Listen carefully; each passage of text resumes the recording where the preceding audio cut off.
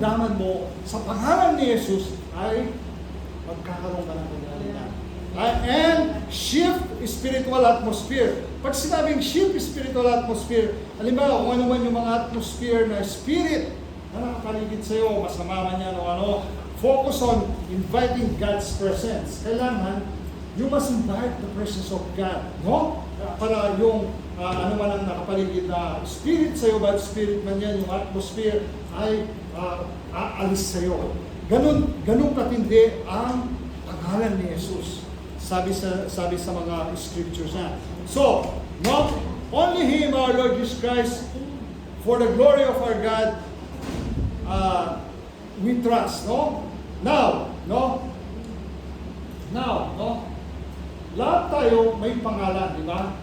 Lahat tayo binigyan ng pangalan at ang bawat pangalan natin mayroong meaning. Halimbawa, yung Emmanuel, God is with us, no? Halimbawa yung David. David is, I think is, what's David in beloved, gano'n, no? Tapos yung Hannah, yung Grace. Yung Hannah, yung Grace, no? Tapos yung, halimbawa, Adam is a man of the earth, no? Christopher is a Christ bearer, no? Ngayon, ako, yung pangalan ko, sinerge ko. Search yung pangalan mo, mayroong meaning yan. Enrico, ang ibig sabihin ng pala ng pangalan ko, ruler of home, or home ruler. Home ruler of home. Galing ito sa masculine name na Italian and Spanish, yung pangalan ko. Pero ang ano nito, ang English word nito ay Henry, no? Kayo rin, meron kayong pangalan, halimbawa yung Grace, no?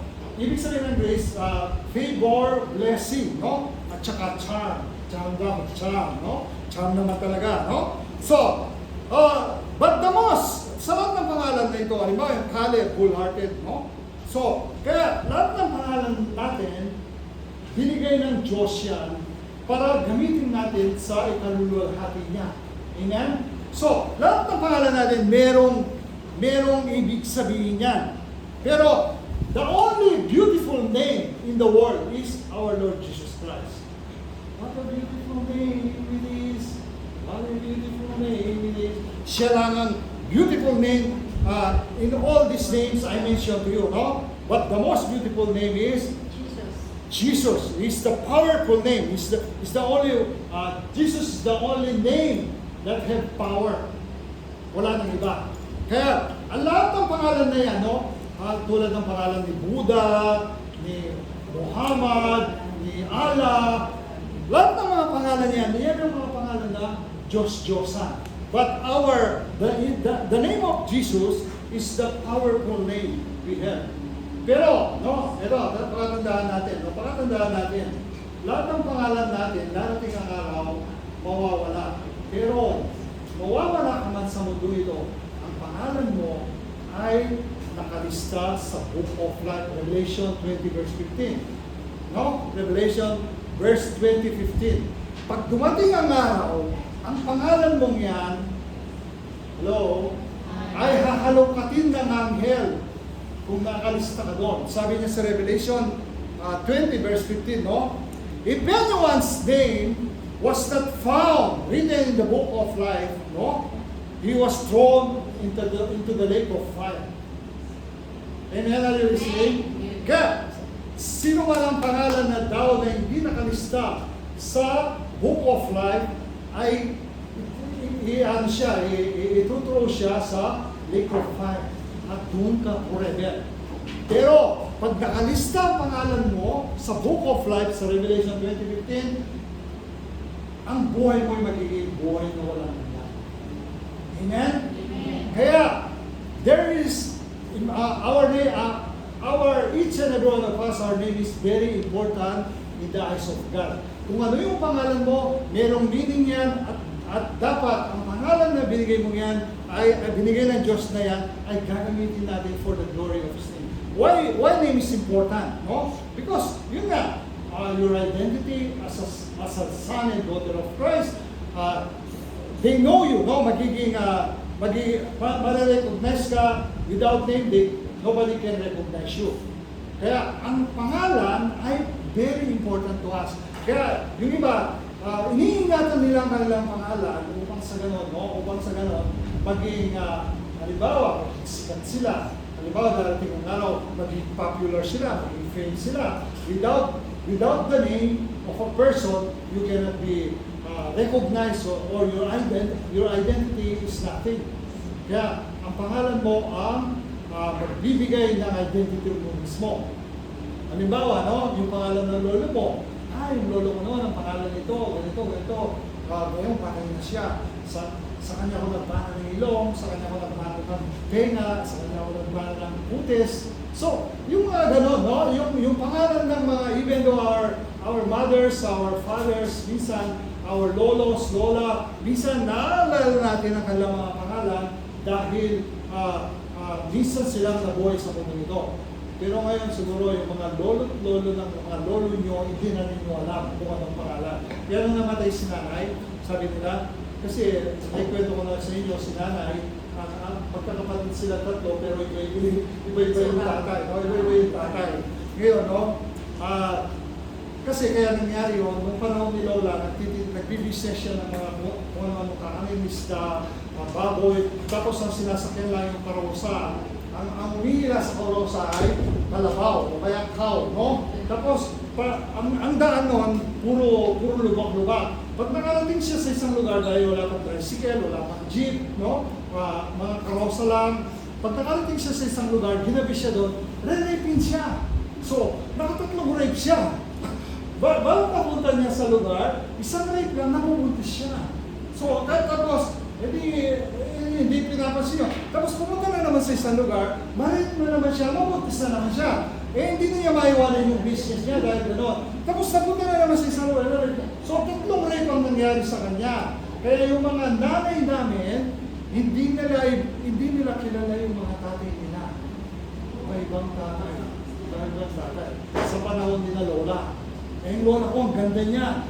Nung kabataan niya, meron siyang picture na, no? Para siyang Spanish sa maputi, matangos ang ilong. Tapos player pa siya ng yung softball na gano'n. Nagtitinda siya at alam niyo, pet siya ng mga madre. Nagtitinda siya sa simbahan. Minsan nasa simbahan sila nagtitinda sa mga school ng mga madre. Nagtitinda sila doon. Kaya hindi katakataka ako naging hindi, naging preacher. Naging preacher, masyado naman kayo advance. Napalapit ako sa Diyos kasi yung mga ninuno namin, malalapit sila sa Diyos. Malalapit sila sa paglilingkod. Kaya nga sinasabi ko sa inyo, yung kapatid kong bunso, she can pray the Spanish prayer na Ama namin. Ako hindi eh. Kasi nga doon sa lola ko, natutuwa niya. Yung Nuestros Father, alam niya yung Nuestro Father, yung mga gano'n, alam niya kasi tinuro siya ng lola ko. Kaya ang napakahalaga ng mga pangalan na yan na ibinagkalog sa atin, no? Na darating ang araw magagamit natin. So, kaya ang ating Panginoong Yesu Cristo, tunay na siya lang ang tinaas ng Diyos sa lahat ng pangalan. So, kaya ang pangalan ninyo, no? Ang pangalan ninyo, no? Ingatan ninyo yan. Ingatan ninyo yan. Dahil ang Lord ang may purpose dyan. Ang Lord ang may plano dyan sa pangalan mo. Kaya yung identity nyo as a daughter of God, huwag ninyong sirain.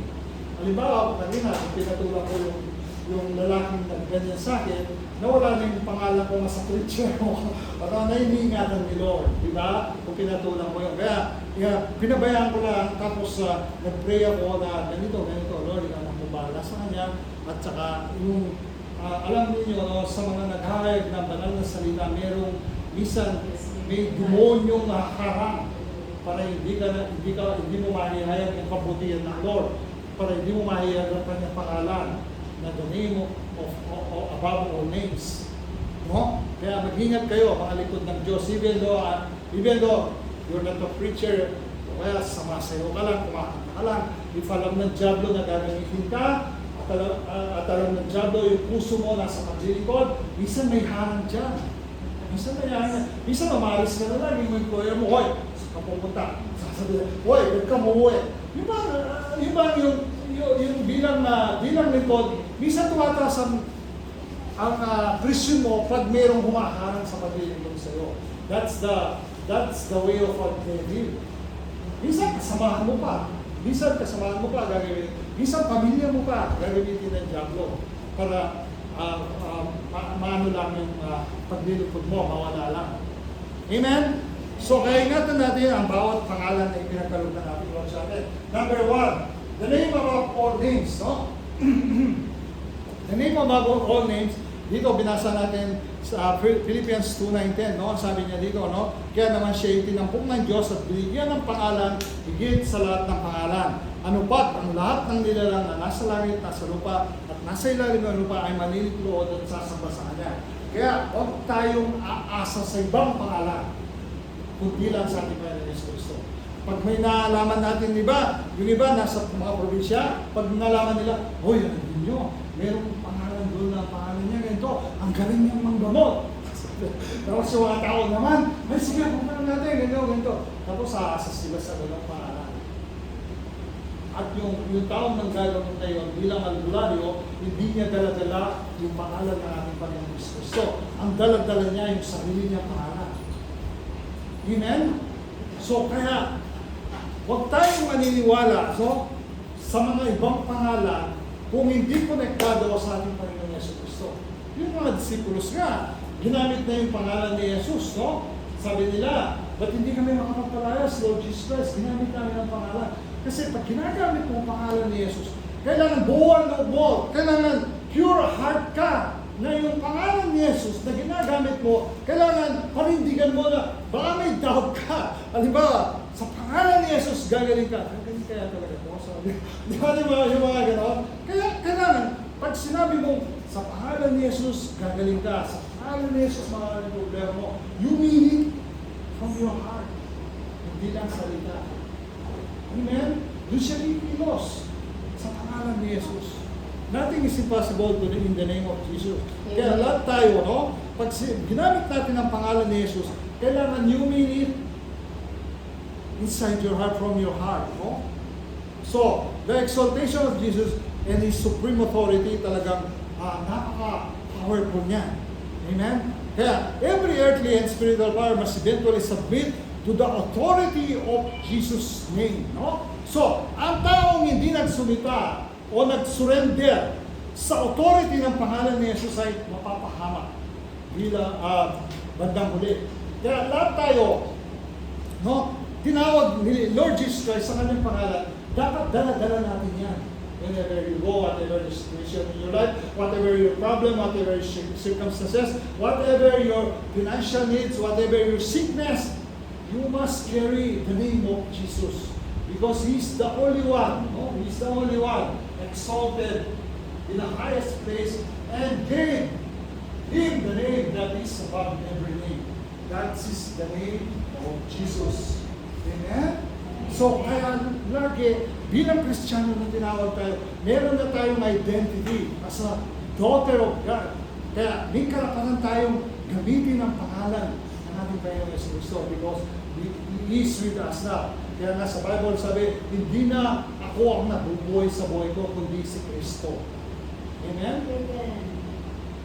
So kaya ang pangalan ni Jesus, napaka-important po niya.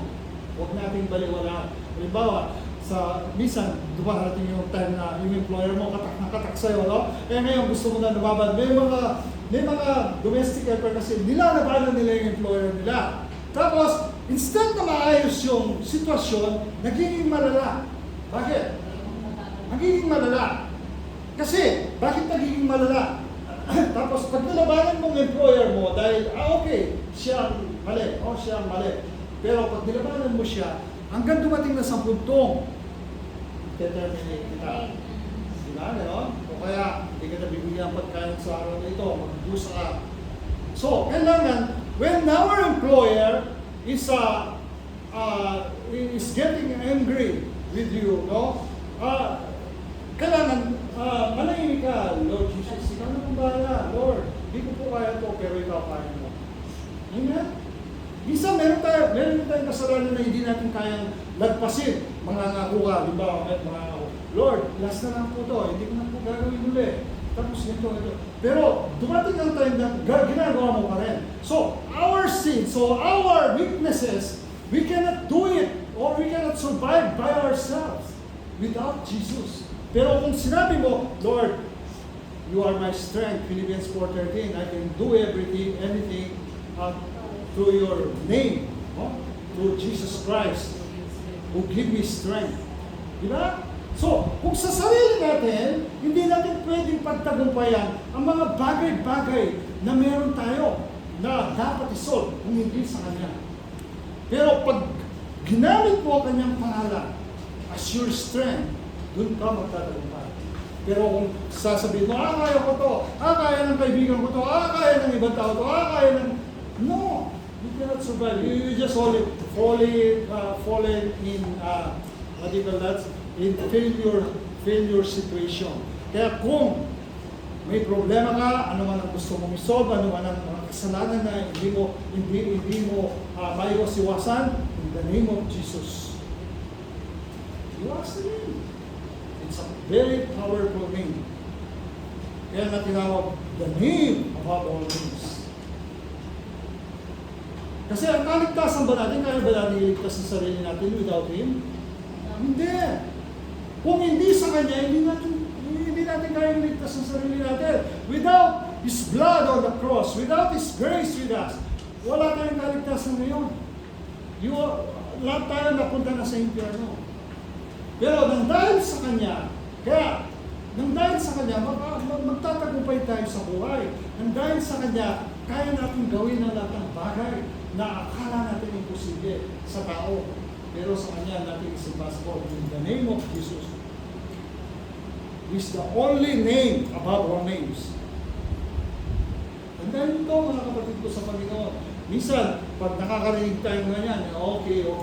Pero pag nasa sitwasyon na tayo na in the middle of, tulad na nangyari sa akin ngayon, nakakalimutan na natin si Kristo.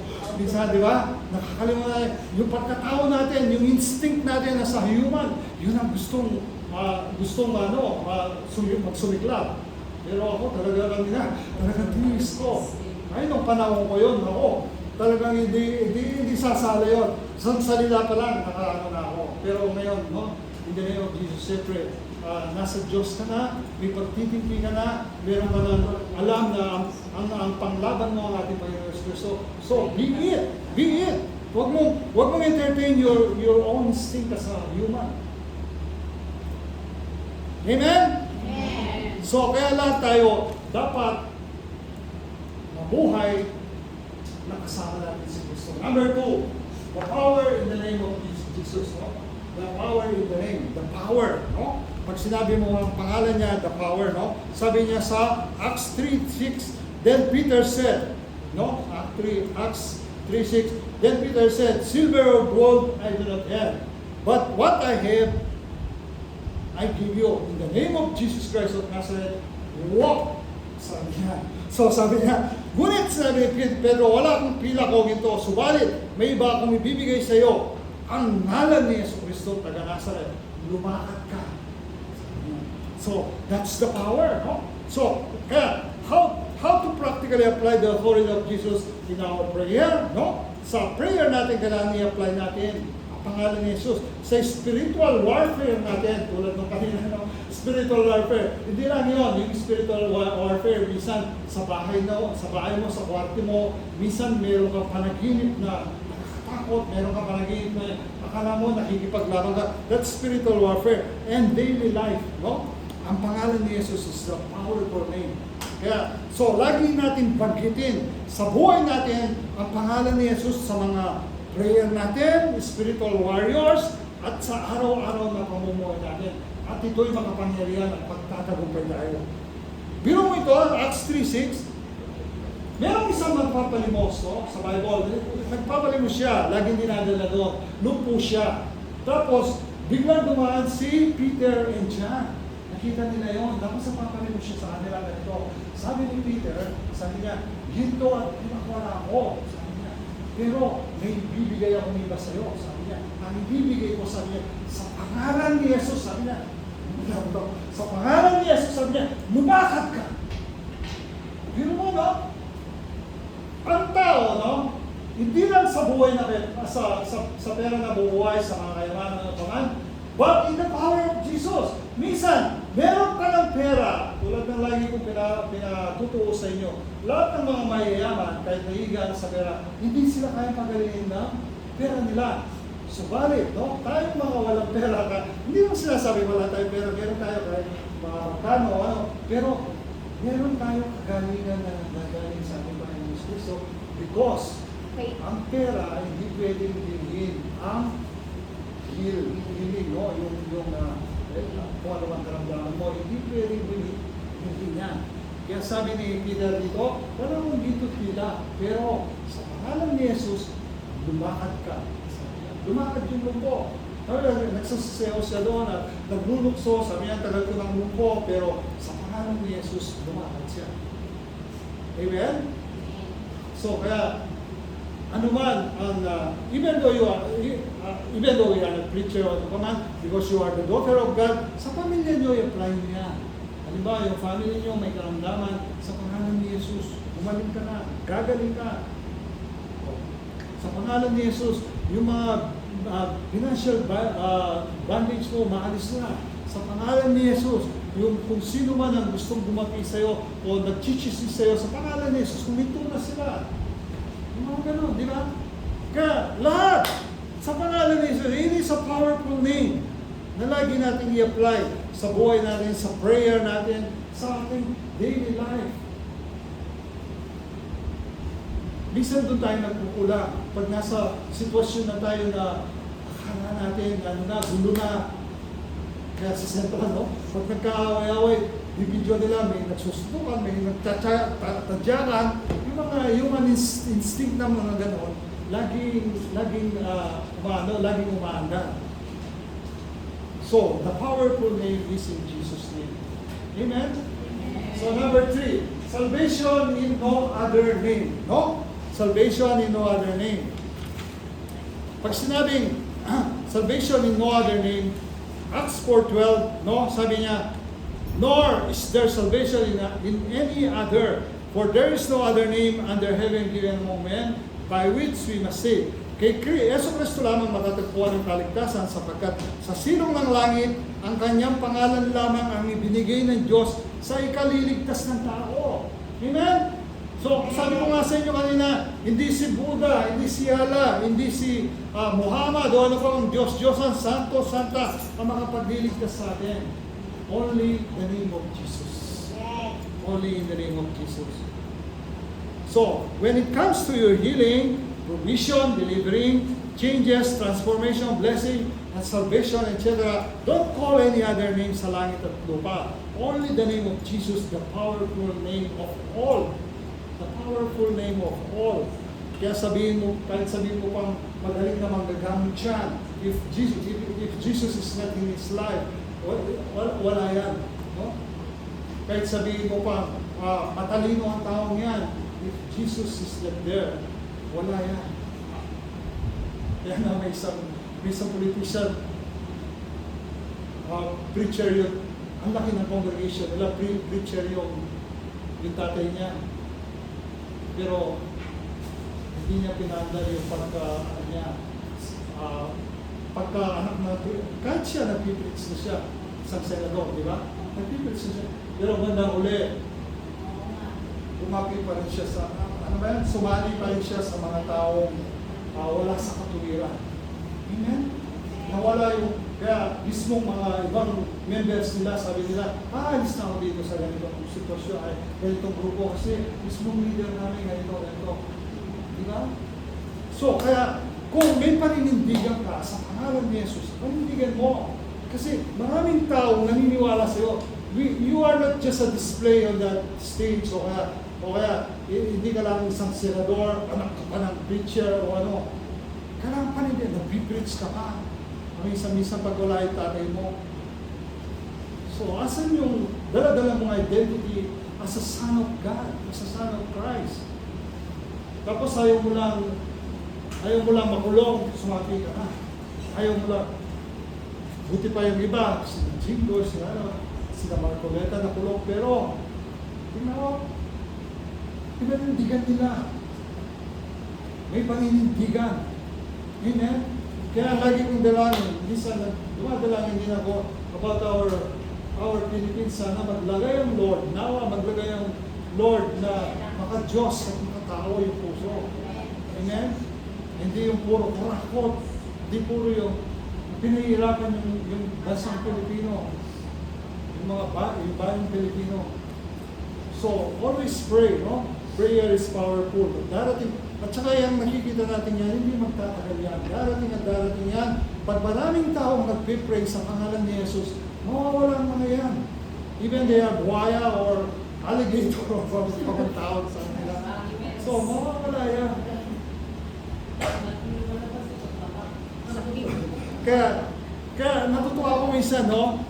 Kahit sa mga congregation na ganito, mga gawain ng Diyos, ang Diyos ba nilalang yung mundo sa pera? Hindi. Ang Diyos ba, halimbawa may congregation kayo, may gawain kayo nito, nilalang ba yung ang purpose ba ng Lord kaya nagkaroon ng ganyan dahil sa pera? No. Hindi ang number one na pera ang kumikilos sa gawain dapat ng Diyos. Siya dapat. Kasi pag pinauna mo yung pera sa gawain niya, walang mangyayari sa gawain ng Diyos. Pag ang preacher, puro pera ang iniisip, walang mangyayari sa gawain ng Diyos. Dito na, meron dito, hindi ko babagay na kanyang grupo, no? Medyo malaki na rin sila. Pag matagal ka ng worker, pinupwers ka na mag-tithes. Dahil matagal ka ng worker, sa how many years na, kailangan ka na mag-tithes. Pero,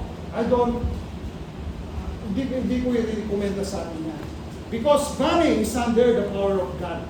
Hindi yung money is over the power of God. Kaya ang gawain na ito, the shepherd's work, 11 years na tayo, minsan hindi tayo nagkulang, sabihin ko na sa inyo. Pero meron ba tayong pinwers ang tithe pero ano? Ang pagtatites, halimbawa kami, no, ni Sister Grace, kusang loob namin yan na binibigay. Hindi yung pwersahan. Kung pwersahan mo nga magbigay ang tao, kung hindi naman niya mapadala yung pamilya niya, o kaya meron siyang ibang gastusin, o masakit ang loob niya pag nagbigay. So that's not right. Alam ng Diyos ang pangangailangan ng kanyang gawain. He is the one who provides. Hindi yung iba ang tinatarget lang, puro pera. Kahit saan ka pumunta ang gawain mo yun, minsan talagang sinisingin nila pera, membership o ano pa man. Tayo meron sa pagkain. Siyempre, kinakain naman natin yun eh. Pero may napupunta ba sa gawain pagkatapos yung magbigay ng pera pagkain? No. Minsan nga nag-aabono pa kami sa binibigay ninyo sa pagkain. But we are not talking about money when it comes to that, no? Basta mag-attend kayo. Ang importante sa akin, bilang lingkod ng Diyos at bilang son of God at bilang Christian nyo, ang gusto ko lang sa inyo, mag-attend at makinig ng salita ng Diyos. When it comes to money, hindi ko kayo pupwersahan. Kayong bahala kung anong gusto nyo. Pero ang pinagkatiwala ni Lord dyan, pero din na i-bless kayo ni Lord. So, hindi ko kayo pinupwersa sa ganun pera. Nasa inyo. Amen? So, kaya lang tayo pagdating sa pera na huwag tayong mag-usap, no? About money. Because the important thing is the Word of God. Hindi po sa mga ganun bagay. Hello, pagdating sa pera na nanin ko, wala mo na rin ang pagkakas. Kaya magalala, sister, dahil ang araw, ibigas din kayo ng Lord. Kaya nga sabi ko sa inyo, pag ako pinagpala ni Lord, pagpapalain din kayo. Kaya nga sabi ko, Lord, pag ako pinagpala mo, ang members ng the Shepherd's Board, pagpapalain mo rin yan. Sa akin, money is nothing, no? Kasi alam ko naman, nakita ko kung paano niya ako bless kami ni Sister Grace at ang gawain. So, money is nothing. The important thing is, meron kang Diyos sa buhay mo. Umihiga ka nga sa pera, wala ka namang Diyos. After that, dadali mo ba yung pera mo? No. sa langit? Hindi. May iwan lahat yan.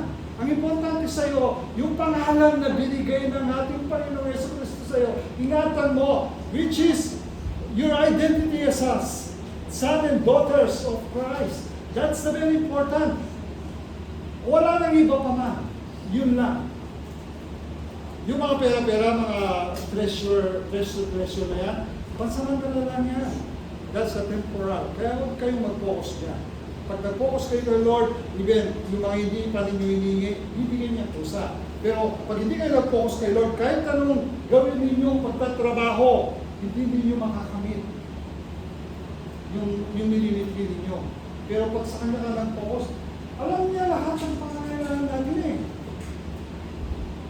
Eh, bakit Brother Rico meron pa rin nahihirapan? Because, nahihirapan sila because they are, minsan, yung, di ba, minsan nag-comedy si Father William, sabi niya, sabi niya, para kang kahit hindi mo na kaya, sige, padala ka sa pamilya mo, kahit mangutang ka lang, sige, padala ka sa pamilya mo, hanggang hindi alam ng pamilya mo, nangungutang ka na sa ibang tao, tumatambak na yung utang mo sa kadala sa kanila.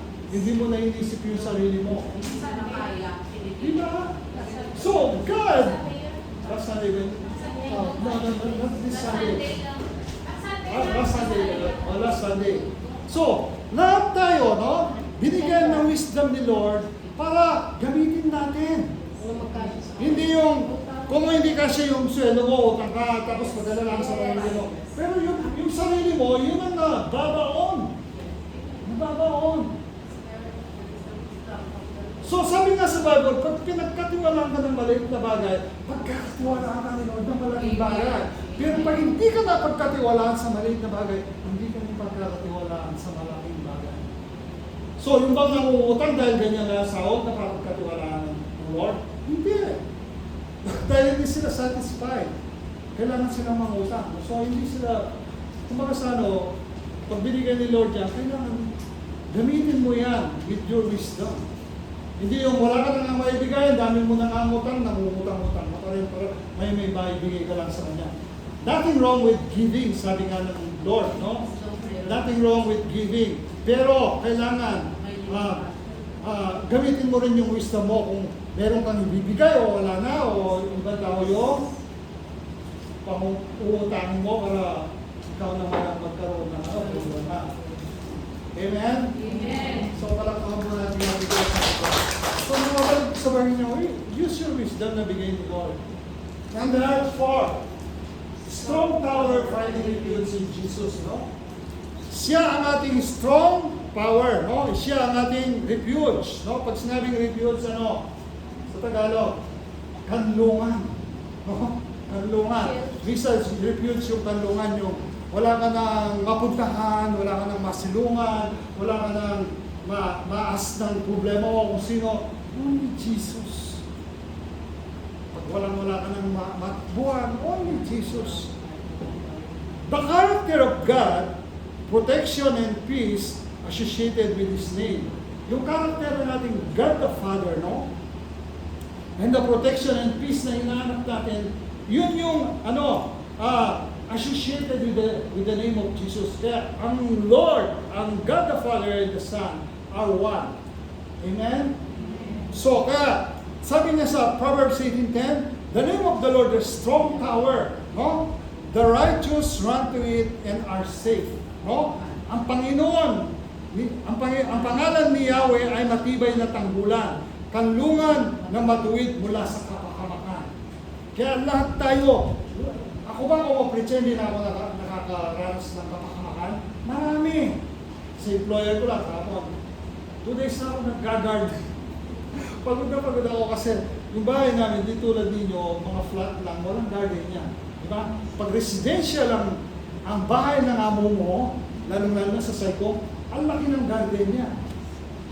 So, sabi niya sa akin, nagpaparamdam, sabi niya kumari, di po, we need a part-time. So, huwag ka naman ng part-time. Yung garden natin, overgrown na yung mga plants. Sabi ko, okay, I will call my friend or something, kung sino man nirekomenda. So, tinawagan ko si John. Sabi ko, John, can you please come if you have time na para mag-partner sa amin, ang garden daw namin, overgrown na daw yung mga plants nito. Sabi naman ni John Filipino siya, sabi niya, sorry, sa ngayon, dito summer na, maraming ginagawang garden. So, sabihin ko sa iyo kung may schedule na. Eh, yung amo ko, every time na makita yung garden, parang nawawala siya sa mood. Kasi masyado siyang plant lover o ano pa kanya, masyado siyang mahilig sa mga laman sa garden. So, ang ginawa ko, even though I'm tired, no? Kasi sa araw na yun, wala kaming caregiver. No? Nung Wednesday at ayun, wala kaming caregiver. Wednesday at Friday, no? Wala kaming caregiver. So, I did my best. Habang nag-garden ako, sabi niya ako, Rico, sabi niya, can you please give the breakfast of Patrick? Yung lupo namin, isang lupo na hindi na makalakad na sineserve kasi wala kami hindi dumating there. Pawis ako, nakaboltas ako, bumalik ako sa taas. Tapos, binigay ko yung almusal niya. Sir, okay, I'm very busy na guys, so please eat your breakfast. Tapos, pagkatapos ko binigay yun, bumalik na naman ako sa garden. So, akala ninyo sa preacher, magandang buhay po sa inyo. Hindi! Lahat tayo dito, no? Dumaranas na rin ang buhay. Pero, lahat napapagtagumpay natin, lahat binibigyan tayo ng kalakasan ni Lord. Even though, yung pagod na pagod ka na sa trabaho, tapos ang dami pang singit-singit na trabaho kailangan mong gawin. Eh, ba't ko nagagawa yun? Dahil, ang ating Panginoon Kristo, ang kalakasan ko. Amen? I can do everything through Him. Who gives me strength? Through Christ, who gives me strength. Eh kayo pa, minsan, galit ka dito, tapos tatawag nga mo, kailangan pagluto kami yung lunch, nandito ka na ng ganitong oras. O tapos sunduin mo pa yung anak ko, tapos, pumunta ka dito, kunin mo yung laundry. At tapos, yung aso, ilabas mo. Di ba? Pare-pareho tayong sitwasyon. We are all the same situation when it comes to our employers. Hindi mo pwedeng, binabayaran ka, tapos hindi mo pwedeng hindi gawin yung trabaho mo. Meron bang binabayaran na nagsiselfone lang buong maghapon? Hindi, walang ganun. Ngayon, nakukonsensya ka na lang minsan, pag dumating yung mamo mo, ay, dumating na yung mamo, wala pa pala ako nagagawa. Doon mo palang bibitaw yung cellphone mo. We are all the same, no? Situation. Pag wala yung mamo, yan, cellphone. Pero nakaligtaan mo na yung trabaho na dapat mong gawin. Ngayon pag malapit na dumating niya siya, o alam mo nang darating, doon ka kikilos. Bilis. Magic. So alam niyo, 2 days ako nag-garden. 2 days ako nag-garden, ang init. Alam niyo yung katawan ko parang, Diyos ko, sakit ng katawan ko, mga binti ko, yung dito ko. Tapos, yung naputol kong mga weeds o mga hindi na kailangan plant, kahit isang truck na maliit, hindi na malaki, no? Truck na maliit, mayroon ako na, may nakita ko yung mga kuko. Medyo yung nangingitin ka siya. Ganun lang naman yung mga amoy. Pag nakukuha natin yung kahinaan nila, especially, no? You're doing your job better. Doon natin sila nakukuha. Kaya naman, anytime na umiling ako sa kanya, pag ako naman ang umiling, he cannot say no. Kapag ang mo, nakuha mo yung loob nila, especially you are ready in Christ, pag nakuha mo ang loob nila, ang Lord ang kikilos sa buhay ninyo. Sila liipo sa kanila. Anything you want, they cannot say no. You can't say no. Sasabihin ko na sa inyo. Marami na akong hiningi sa boss ko na hindi siya nagsabing no. Always yes. Kaya pag may nakita ko sa kanya na hindi niya gusto, kaya ikinalulungkot niya, gagawa akong paraan para mapasaya siya. So ako, sabi ko sa kanya, Sir, I think we cannot wait John to fix all the mess in the garden. I will do it. Kahit alam kong ang hirap nun. Summer nga ganito, tapos 3 hours ka. 3 hours ka dun sa garden, ang init. Kaya, sobrang init. Sobrang init. Pero salamat sa Diyos, salamat sa ating Panginoon Yesu Cristo. He give me all this strength. Binigyan ka rin ng box. Di ba? Tapos yun, basta kung basta kung nandyan si Kristo sa buhay nyo, even though, anumang hirap yan, kaya nyo pagtagumpayan niya. Ako, nangyayari sa buhay ko yun. Amen? So, Jesus is our strength. Amen? Sabihin mo sa katabi mo, Jesus is our strength. Jesus is our strength. Di ba? So, kaya kung wala si Kristo sa iyo, wala kang magagawa. Hindi ka pwedeng kumilos kung wala ang Diyos sa iyo. So, when facing anxiety, battles, or storms, are you listening? Amen. When facing anxiety, yung araw-araw na problema na minsan gusto mo na sumuko, battles, yung mga battles na dumaan sa iyo, si Lord ang battle ko, or storms sa buhay mo, believers can find absolute security and refuge in the person of Jesus. Kaya, kung wala si Kristo, lahat ng ito, anxiety, battles, storms, hindi mo makakapagtagumpayan yan. Absolute security lang natin and refuge is the person of our Lord Jesus Christ. Yung personal na tatanggapin mo siya sa buhay mo. Amen? Amen. So kaya He is our strong tower. Kaya, mga kapatid ko sa Panginoon, sabihin mo sa inyong katabi, kahit ano mga problema mo, sister, sa ngayon, kaya ni Jesus yan. Amen. And so, last, no? Pray in Jesus' name, no? So, pray in Jesus' name, John 14:13, ang sabi niya, and whatever you ask in my name, that I will do, that the Father may be glorified in His Son. No? Sabi niya, ano mang hilingin ninyo sa Ama, sa aking pangalan, ay gagawin ko upang maparangalan ang Ama sa pamamagitan ng Anak. Kaya ano man daw ang hilingin natin sa Kanya, maparangalan ang ating Diyos Ama. So, hilingin ninyo without any doubt. Kahit nagsawa ka na sa kahiling, kahit nagsawa ka na sa kasulat, sige, because God has a perfect time. Hindi mo siya pwedeng pesahan. O Lord, kailangan mo na ibigay ito. O Lord, kailangan ko na ito. Sino masusunod? Ikaw o siya? Of course, siya. So, praying in His name means praying according to His will. Pag nagpipray ka sa Kanya, ibig sabihin, hindi sa will mo, kundi sa will niya. Minsan meron nagpipray, Lord, bakit ako hindi mo pa binibigay 5 years na, 10 years na, 6 months na. So, we are praying on His will, not in our will, no? His character and the authority He has given us. Huwag natin person ng Diyos dahil hindi natin pwedeng kayang person siya dahil siya nakakalam. Present, future, and the past, siya nakakalam. Siya nakakalam kung ano yung kabubuti natin. Amen? So, prayer is not just something we do. It is, we are as a believer, it is our lifeline to heaven and our community, and our connection to God. Ang prayer po, bilang believer, no? Lifeline natin yan para may connection tayo sa Diyos. Lifeline natin yan. Many people struggle with prayer because they don't know how to pray. Hindi ko marunong mag-pray. So, yung ibang tao, nag-i-struggle sila sa prayer because they don't know how to pray.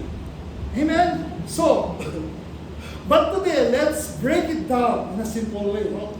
Well, kung hindi ka pa marunong prayer, ito, tuturuan ko kayo mag-pray. In a simple way, no? Prayer, P as in praise, no? Ang sabi niya, before you ask for anything, praise Him who is, in Psalm 100 verse 4, enter His gates with thanksgiving and His courts with praise. Amen?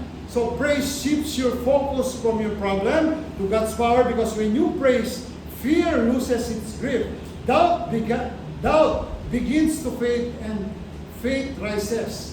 Kaya kung hindi ka marunong mag-pray, bago ka humingi ng lahat ng bagay, pupurihin mo muna siya. Amen? Before you ask for anything to God, you praise Him first. Lord, pinupuri kita, sinasagot, pinararangalan, dinatakila. Ikaw ang Diyos ng langit at lupa. Ikaw ang Diyos na nagbigay sa akin ng buhay, kinabubuhay. Kaya kontrolin mo na ang lahat ng merong problema ko sa buhay. So ibig sabihin yun, pinupuri mo siya at nagpapakontrol ka sa lahat ng bagay. So, praise shifts your focus from your problem. Kaya pag nagpipray ka o pinipraise mo siya, yung focus mo sa mga problema mo, nawawala. Napo-focus ka kay Lord. Amen? Pag pinupuri mo siya, lahat ng mga problema mo nawawala. Dumarating sa, nagsishift sa focus kay Lord. Kaya, praise shifts your focus for your problem to God's power, because when you praise, ito no, when you praise, fear loses its grip. Kung ano man ang takot mo, pag nag-pray ka raw, nag-praise ka raw, mawawala ang takot mo. At doubt begins to fade and faith rises. Ang yung doubt mo, maaalis, magpipid, at yung faith mo lalago. Pag nag-pray ka lagi, kaya huwag ninyong kaligtaan yung prayer to praise Him. Letter R, prayer, repent. Sabi niya sa John 1:9, no? Repent, no? Ibig sabihin, that if we confess our sin, He's faithful and just to forgive us. Sino dito yung pag nagagawa ng kasalanan, agad-agad na nag-repent o kaya nag-ask ng forgiveness. Siyempre, wala tayo, no? Pag alam natin mali, minsan, pero yung wala pa sa Panginoon, binabaliwala lang nila yan. Kahit nakagawa na sila ng kasalanan, minsan, dahil wala pa sila sa Diyos, binabaliwala lang nila yan. Pero yung palayo, magpapabagsak sa kanila ang kasalanan. So, lahat tayo, repent. Repentance is not just saying sorry. Sabihin mo, repentance is not just saying sorry. Repentance is not just saying sorry. Kung paulit-ulit ka naman nagsosorry, paulit-ulit mo naman ginagawa, siyempre, maano rin ang Lord, no? It is turning away from sin and towards God. So, turning away from sin and towards God. Kaya kung nagsusorry ka, nagre-repent ka, kailangan totally talikuran mo. Hindi yung sorry ka lang. At tapos, umimlay ka na sa Diyos, sa presensya na. Because sin blocks intimacy.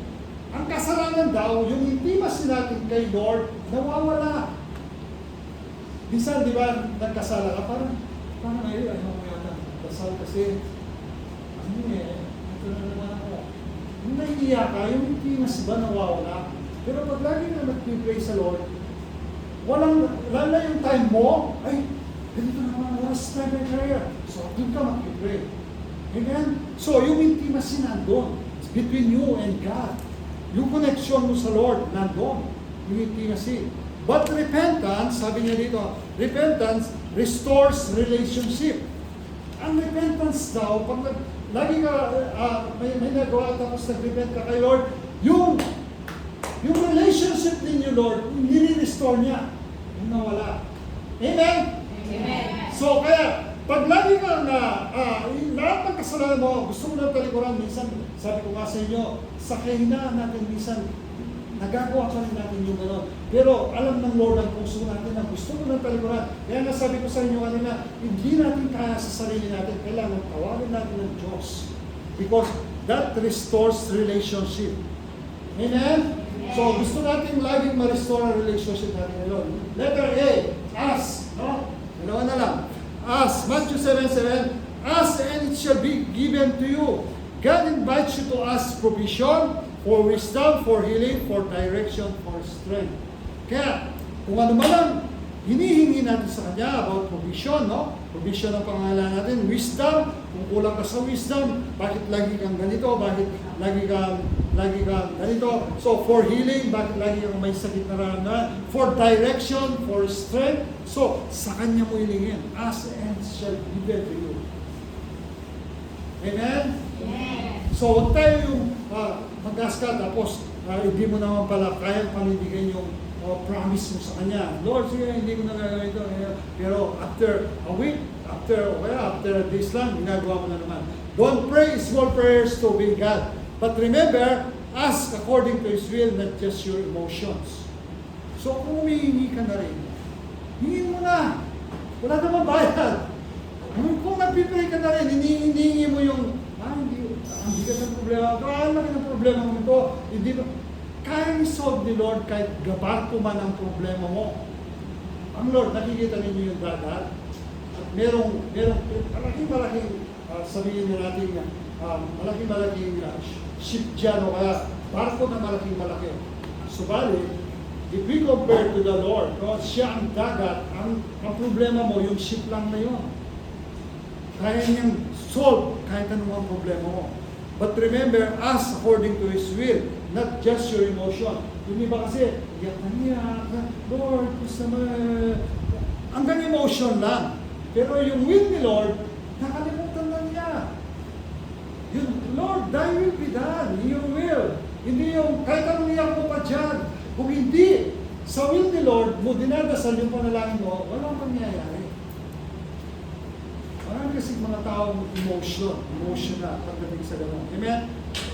So, kaya sometimes the answer is yes, sometimes no, or not yet.